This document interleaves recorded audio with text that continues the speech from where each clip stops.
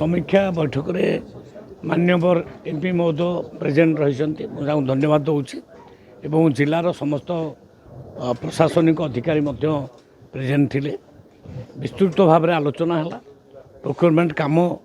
चली समस्ते समस्त अफिसर माने जी जान लगे काम कर 113टा पैक्स रे ए मंडी रे इटा आम धान किना चली मु भावुची ठीक आम टार्गेट हासिल करनबू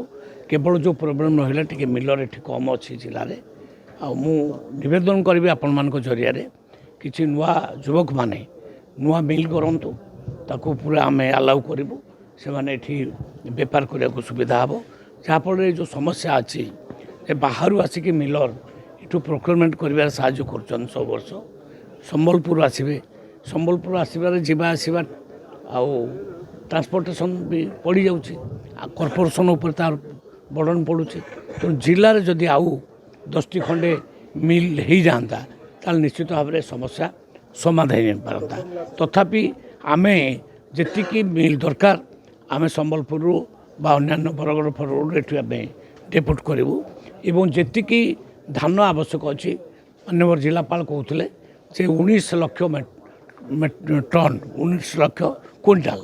19 लाख क्विंटाल ये आम प्रोक्योरमेंट करूँ टार्गेट आउ अधिका दिज्व कारण 10 लाख टार्गेट दिखाई आउ 9 लाख टार्गेट आम एदेबू कटनी छटनी आम सरकार कही जीरो टॉलरेंस कौटी कटनी छटनी आम करदेबू ना आम प्रशासन को कहीचु आम सेगुड़ा उपर ध्यान देवे जदि भी कहीं या भ्रुक्षेप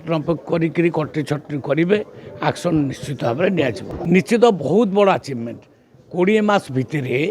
गोटे कौटी न्यूज आसी ना जे जड़े कृषक बा अन्नदाता सुइसाइड कर आगुरी जो 24 वर्ष शासन चलूला रेगुलाली जड़े 2 जन 3 जन कृषक आत्महत्या करते हजार हजार कृषक आत्महत्या करते किंतु अबिका जम्मा कृषकों आत्महत्या कहानी ना पंजीकरण जो मान न कर सी बिकिपारे ना करेंगे कौन सी तो पुणी फ्री मार्केट रे बिकिबे आम तो फ्री कर देचु।